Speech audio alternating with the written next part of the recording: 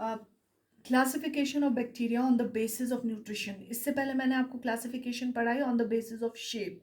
आज मैं आपको क्लासिफिकेशन ऑफ बैक्टीरिया पढ़ाऊंगी on the basis of their nutrition. सबसे पहला टाइप होता है that is called as phototrophs. Okay students, ये वो वाला टाइप ऑफ बैक्टीरिया है which derive their food and energy from sunlight, जो आपने पहले भी पढ़ा होगा। ठीक है। सेकेंड टाइप होता है दैट इज कॉल्ड एज कीमोट्रॉप्स। ठीक है स्टूडेंट्स, कीमोट्रॉप्स वो बैक्टीरिया है who gains there food and energy from chemical reactions. ठीक है। थर्ड टाइप होता है ऑटोट्रॉफ्स। ऑटोट्रॉफ्स वो बैक्टीरिया होते हैं who can synthesize all organic compounds themselves. ठीक है। They are able to utilize carbon dioxide and nitrogen and they maintain the soil fertility. ठीक है, ये एग्रीकल्चर ही ज़्यादा इंपॉर्टेंट होते हैं। फिर होते हैं heterotrophs.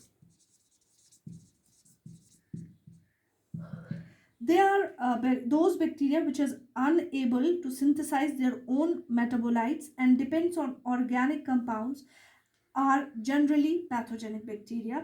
ये वो वाले बैक्टीरिया होते हैं जो ह्यूमन बॉडी में कोई किस्म का डिजीज प्रोड्यूस करते हैं। They generally obtain nutrition from the host body. ठीक है students, they are those bacteria जो अनएबल होते हैं सिंथेसाइज करने को their own metabolites, so they depend upon the organic compounds. These are generally the pathogenic bacteria. जितने भी pathogenic bacteria होते हैं they are called as heterotrophs. Why? Because they obtain their nutrition from the host. ठीक है students, ये वो वाले bacteria होते हैं who are unable to use their metabolites for their growth and development, so they depend upon the host for their nutrition. जितने भी important bacteria होते हैं who are responsible, who are pathogenic, they are called as heterotrophs. अब हम gas requirement की basis पे बताएंगे on the basis of gas requirement. तो गैस रिक्वायरमेंट होती है उसके बेसिस पर जो बैक्टीरिया के टाइप्स होते हैं। सबसे पहला होता है एरोबिक। एरोबिक बैक्टीरिया वो होते हैं students who requires oxygen for their growth, who requires oxygen for their growth, जिनको अपनी ग्रोथ के लिए ऑक्सीजन की जरूरत होती है। Minimum 21% of the oxygen. ठीक है।